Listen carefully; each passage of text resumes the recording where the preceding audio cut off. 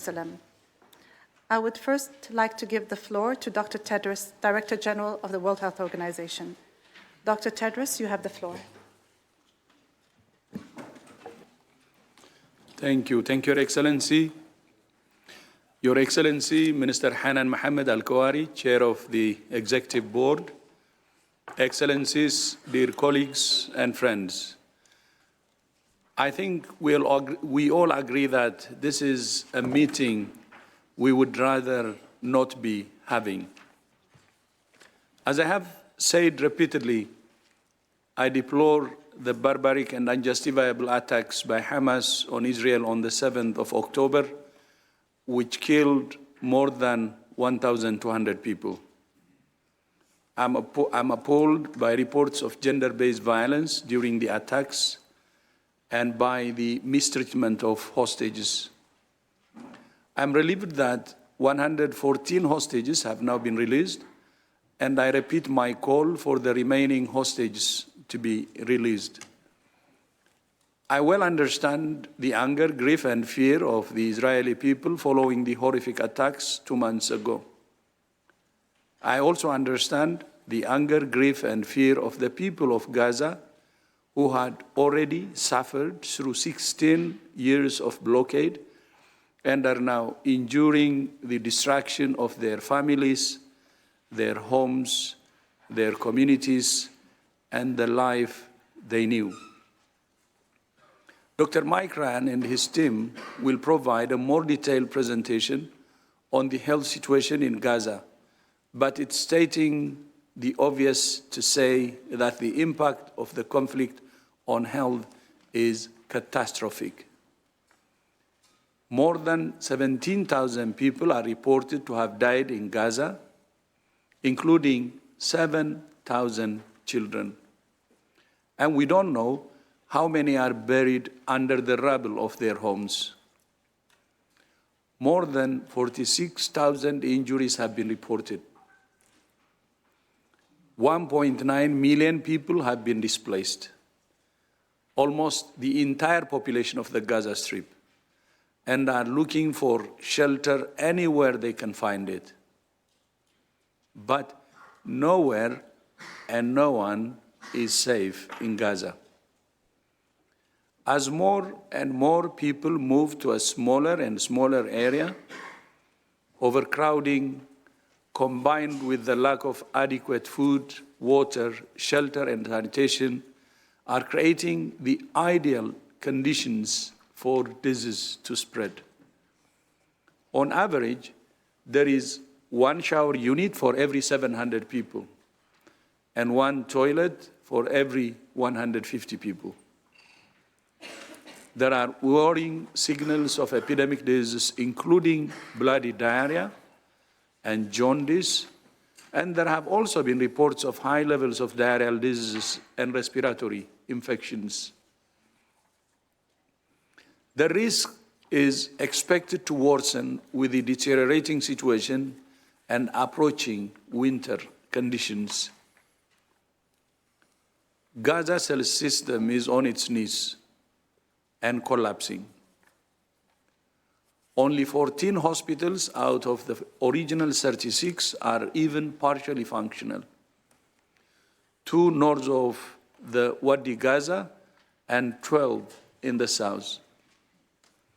Only 1,400 beds are available out of an original 3,500, while about 2/3 of primary health care centers are non-functional. The 2 major hospitals in southern Gaza are operating at 3 times their bed capacity, running out of supplies and sheltering thousands of displaced people. Meanwhile, more than 180 women give birth in Gaza single every day.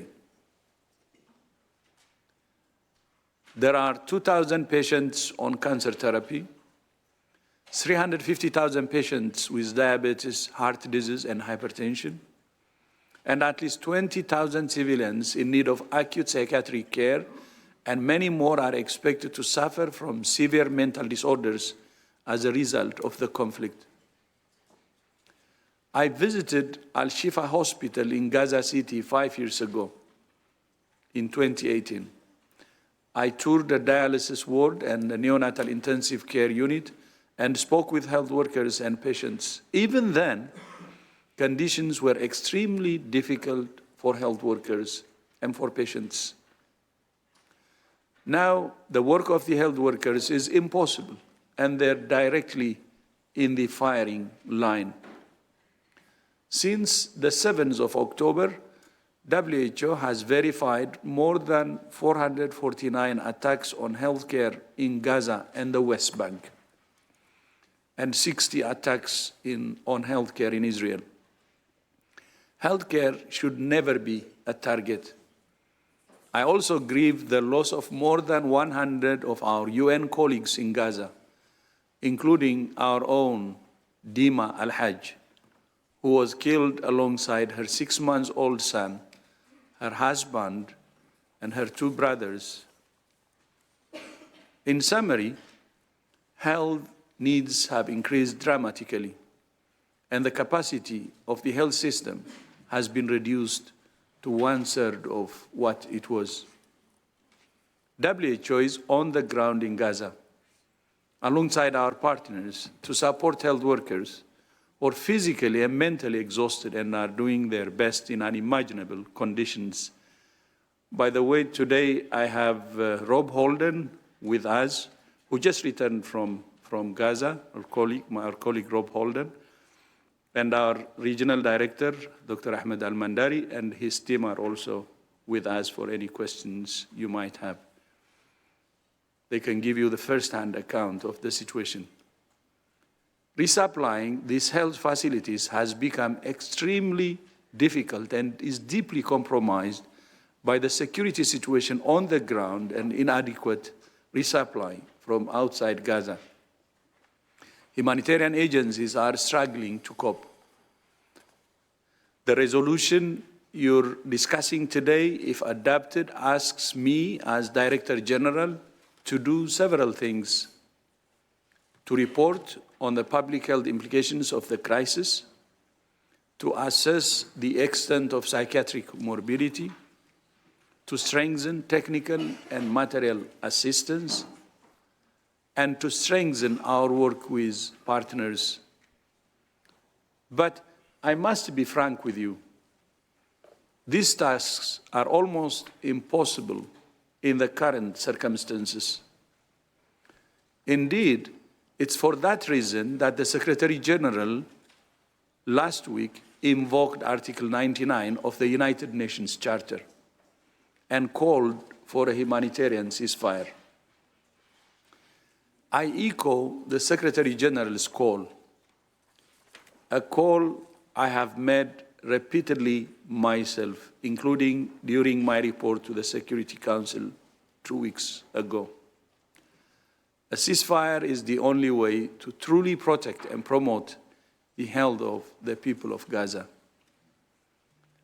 I deeply regret that the Security Council was unable to adopt a resolution on such a ceasefire last Friday. I know that negotiations on the resolution for this meeting have been difficult, but I very much appreciate the spirit of cooperation and compromise you have demonstrated, and I welcome your commitment to finding consensus.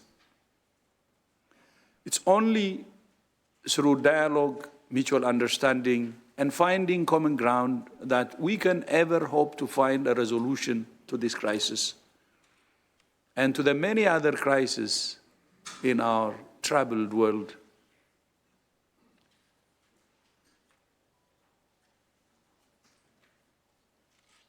This year is our 75th year as WHO.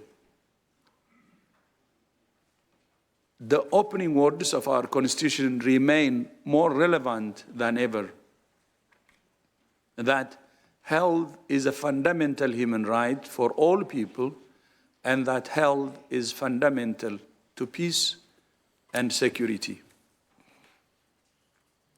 I urge you to use this moment to fulfill that vision. recognizing as our founders did in 1948, that there is no health without peace and no peace without health. So I hope you will use health as a bridge for peace. Thank you very much. And Chair, back to you.